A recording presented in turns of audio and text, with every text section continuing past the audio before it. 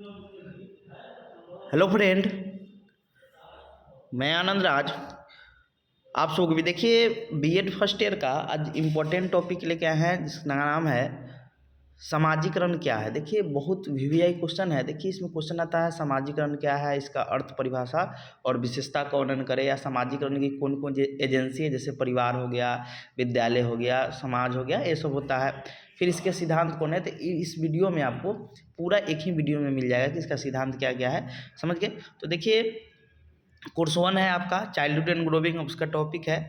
और देखिए, BEd first year का किन्हीं को नोट्स चाहिए सभी पेपर का, तो आप इस नंबर पर व्हाट्सएप करके ले सकते हैं 9576002401। कुछ पेमेंट करना होगा, बहुत कम पेमेंट करके मिल जाएगा। और यदि आपको लाइव क्लास करना है तो आपका 6-7 दिन क्लास भी हो गया है, ज़्यादा पढ़ाई नहीं हुआ है। जुड़ना चाहते हैं तो मात्र 351 रुपया फी है। समझ गए? क्लास का आप जुड़ सकते हैं। जुड़ना होगा तो इस नंबर पर व्हाट्सएप करना होगा। समझ गए? और हमारे टेलीग्राम से जुड़ना होगा तो टेलीग्राम पर सर्च कीजिएगा BEd class bye Anand Raj, तो वहाँ पर आपको इंपॉर्टेंट नोटिफिकेशन वगैरह मिलते रहता है। तो चलिए स्टार्ट करते हैं। लिखा है कि समाजीकरण क्या है। देखिए, सबसे पहले हम जानते हैं कि समाजीकरण होता क्या है। देखिए, सिंपल भाषा में बोलिएगा तो जो समाज का जो नियम कानून है, जो संस्कृति है, उसको जिस प्रक्रिया द्वारा हम सीखते हैं उसे समाजीकरण कहते हैं। यानी कह सकते हैं कि सामाजिक मूल्यों को, सामाजिक ज्ञान को जब हम सीखते हैं जिस प्रक्रिया के द्वारा, या अपने संस्कृति को सीखते हैं, उसे क्या कहते हैं हम लोग? समाजीकरण कहते हैं। देखिए, सिंपल बात है कि जब बच्चा जन्म लेता है तो न वो सामाजिक होता है न असामाजिक तत्व होता है। वो क्या होता है? एक जीवित पुतला होता है। तो जब बच्चा को जैविक प्राणी होता है, जब बच्चा को जैविकीय प्राणी से सामाजिक प्राणी के रूप में बदल देते हैं, तो इस प्रक्रिया को समाजीकरण करते हैं सिंपल भाषा में। तो आइए स्टार्ट करते हैं। प्रस्तावना में लिखा है कि बच्चा जब सर्वप्रथम जन्म लेता है तब वह रक्त, मांस, हड्डी आदि का एक जीवित पुतला होता है। एकदम सही बात है। जब बच्चा जन्म लेता है ना, वो सामाजिक होता है ना असामाजिक होता है, ना नैतिक अनैतिक, वो क्या है? एक जीवित पुतला होता है। समझ गए? लिखा है तो जन्म लेता है तब वह रक्त, मांस, हड्डी आदि का एक जीवित पुतला होता है। उस समय न तो उसमें कोई सामाजिक गुण होते हैं और न ही कोई समाज विरोधी गुण होते हैं। फिर समाज और संस्कृति के बीच पलते हुए वह बालक धीरे धीरे एक सामाजिक प्राणी में बदल जाता है। यानी कहने का मतलब क्या हुआ कि जब वो जैसे जन्म लेता है उसके बाद समाज में, संस्कृति में रहते रहते वो सामाजिक गुणों को सीख लेता है। इसी को हम क्या कहते हैं? समाजीकरण कहते हैं। तो वही लिखा है कि फिर समाज और संस्कृति के बीच पलते हुए वह बालक धीरे धीरे एक सामाजिक प्राणी में बदल जाता है, अर्थात उसमें सामाजिक गुण विकसित होने लगते हैं।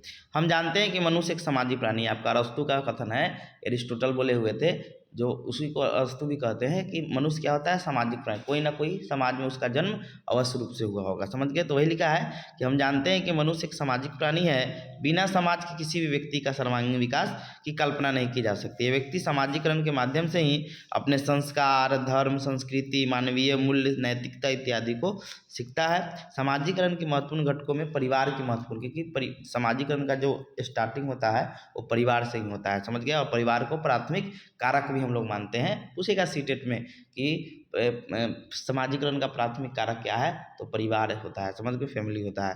तो समाजीकरण के महत्वपूर्ण घटक में परिवार, समाज, समुदाय की महत्वपूर्ण भूमिका होती है। समाजीकरण सामाजिक नियमों को अधिग्रहण करने की प्रक्रिया, यानी सामाजिक नियम जो होता है उसको क्या करना है? अर्जित करने की क्या है? प्रक्रिया है। समाजीकरण ये जमजात नहीं होता है। समझ गए? ये समाज में हम आकर सीखते हैं। समझ गए? एक प्रोसेस का नाम है। लिखा है कि अधिग्रहण करने की प्रक्रिया है, तथा समाजीकरण का मूल लक्ष्य सामाजिक परिवेश में अनुकूलन तथा समायोजन करना है। देखिए, समाजीकरण का मुख्य उद्देश्य होता है कि समाज का जो नियम कानून है उसको सीखिए और समाज में क्या कीजिए? आप उस परिवेश में आप अनुकूलन और समायोजन कीजिए। अब आते हैं, लिखा है आगे कि समाज समूह में रहने के लिए बच्चों को सामाजिक योग्यताओं, मापदंडों को सीखना ही समाजीकरण की क्रिया है। इसमें बच्चे उन क्रियाओं को सीखते हैं जो समाज द्वारा मान्य होती है। घर के सदस्यों, स्कूल में तथा खेल में साथियों से, यानी कहने का मतलब क्या? घर के सदस्यों से सीखते हैं, स्कूल में, खेल में साथियों से, क्रिया प्रतिक्रिया से ही समाजीकरण की प्रक्रिया निरंतर चलती रहती है। घर में सदस्यों से, स्कूल में अपने सहपाठियों से, समझे, खेल में साथियों से क्रिया प्रतिक्रिया बातचीत करने से हमारा समाजीकरण की प्रक्रिया निरंतर यानी कंटिन्यूअस चलती रहती है। अब आते हैं मैकाइवर्ट पेज ने लिखा है कि मनुष्य में मानव प्रकृति का विकास केवल तभी होता है जब वो एक समाज का सदस्य हो। देखिए, आप पहले ही बताए थे, जब तक बच्चा समाज का कोई सदस्य नहीं होगा उसका सर्वांगीण विकास नहीं हो सकता है। और मैकाइवर और पेज ने भी लिखे हैं कि मनुष्य में मानव प्रकृति के विकास केवल तभी होता है जब वो एक समाज का सदस्य हो। समझ गए। अब आते हैं समाजीकरण का अर्थ क्या है, मीनिंग ऑफ सोशलाइजेशन। लिखा है कि समाजीकरण अंग्रेजी भाषा के सोशलाइजेशन शब्द का हिंदी रूपांतरण है। समाजीकरण का अर्थ है कि कोई भी व्यक्ति को सामाजिक प्राणी के रूप में विकसित करने की प्रक्रिया को समाजीकरण, यानी कहने का मतलब जब बच्चा जन्म लेता है तो जैविक प्राणी के रूप में रहता है, समझे। जब जिस प्रक्रिया के द्वारा कोई जैविक प्राणी को हम सामाजिक प्राणी के रूप में विकसित कर देते हैं उसी को समाजीकरण कहते हैं। समझ गए। अर्थात समाजीकरण सीखने की ऐसी प्रक्रिया है जिसमें व्यक्ति किसी समूह या समाज की सामाजिक और सांस्कृतिक विशेषता को जानता है, समझता है और ग्रहण करता है। अब आते हैं समाजीकरण की परिभाषा यानी डेफिनेशन ऑफ सोशलाइजेशन। लिखा है विभिन्न मनोवैज्ञानिकों एवं समाजशास्त्रियों ने अपने तर्क और चिंतन के आधार पर समाजीकरण निम्न परिभाषा दी। पहला है जॉनसन के अनुसार कि समाजीकरण वो सामाजिक अधिगम है जो सीखने वाले को समाज में रहने को बनाता है। देखिए, जब सामाजिक नियम सीखिएगा तभी उस समाज में आप अनुकूलन कर पाइएगा, रहने लायक बनिएगा। दूसरा है न्यूमेयर के अनुसार कि व्यक्ति को सामाजिक प्राणी के रूप में विकसित करने वाली प्रक्रिया को समय, वही चीज़ हो गया कि जब हम व्यक्ति को सामाजिक प्राणी के रूप में विकसित कर देते हैं उसे समाजीकरण कहते हैं। फिशर के अनुसार है कि समाजीकरण वह प्रक्रिया है जिसके द्वारा व्यक्ति सामाजिक व्यवहारों को स्वीकार करता है, नहीं सामाजिक नियमों कानून को सीखता है।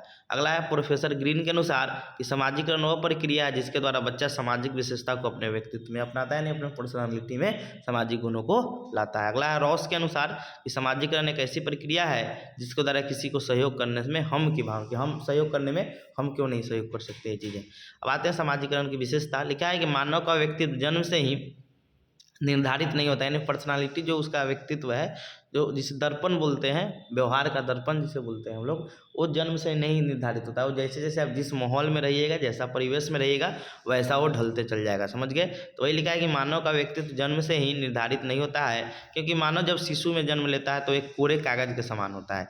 इस नवजात शिशु के पास न तो भाषा होती है और न ही उनके विचार शक्ति और न ही कोई नियम तथा संस्कृति।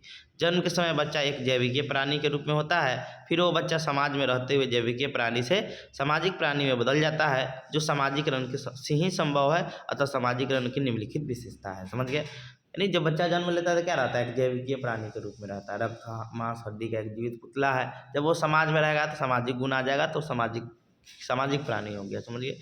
आगे आते हैं हम लोग। पहला है विशेषता समाजीकरण सीखने की प्रक्रिया। देखिए, समाजीकरण के माध्यम से अपने नियम कानून समाज का जो है उसको सीखते हैं। तो लिखा है कि जन्म के समय शिशु न तो सामाजिक होता है और न ही असामाजिक, किंतु जन्म के बाद वह सामाजिक से संबंधित बातों को सीखना आरंभ कर देता है। जैसे माता पिता सीखेगा, जिससे माता पिता परिजन आस पड़ोस के लोगों से, खेल के साथियों के साथ समाजीकरण के द्वारा विभिन्न नियमों संस्कृतियों को क्या करता है, सीखता है। दूसरा है समाजीकरण जीवन भर चलने वाली प्रक्रिया, यानी कंटिन्यूअस प्रोसेस होता है। समझ गए। समाजीकरण की प्रक्रिया जीवन भर चलती रहती है। इस समय समाज का जो स्वरूप होता है उसी से व्यक्ति का समन्वय होते रहता है। जैसा समाज रहेगा वैसा बनते चल जाएगा। हम जानते हैं कि सामाजिक मान्यताएं और विचारधाराएं परिवर्तनशील होती रहती है, जिसे सामाजिक प्रक्रिया जीवन पर्यंत चलते रहती है। समझ गए। अगला है संस्कृति को सीखने की प्रक्रिया। लेकिन हम जानते हैं कि समाजीकरण की प्रक्रिया के माध्यम से व्यक्ति अपने परिवार, समूह, समाज की संस्कृति को समझता है एवं सीखता है तथा पीढ़ी दर पीढ़ी उस संस्कृति को हस्तांतरण करता है। समझ गए। अगला है चौथा, समय और स्थान की प्रक्रिया। लिखा है समय और स्थान के परिवर्तन होने से भी सामाजिक मान्यताएं तथा मूल्यों में अंतर होता है। सही बात है। आप 2 कोस पर जाइएगा तो उसका अलग सामाजिक नियम होगा, 4 कोस पर जाइएगा तो उसका अलग होगा। समझ गए। हम जानते हैं कि प्राचीन संस्कृति के मान्यताएं और वर्तमान समय की मान्यताएं में भी बहुत अंतर है। समझ गए। समय समय का बात है। जैसे पहले लड़कियों को पढ़ना नौकरी करना प्रतिबंध था, लेकिन वर्तमान समय में सब प्रतिबंध नहीं है। अगला है व्यक्ति का व्यक्तित्व का विकास होना। लिखा है समाजीकरण के द्वारा ही व्यक्ति में व्यक्तित्व का विकास होता है। जब कोई भी व्यक्ति समाज में कोई कार्य करता है उसके समाज में एक अलग पहचान बनता है, यानी उसका एक अलग व्यक्तित्व बनता है। अगला है संस्कृति का हस्तांतरण।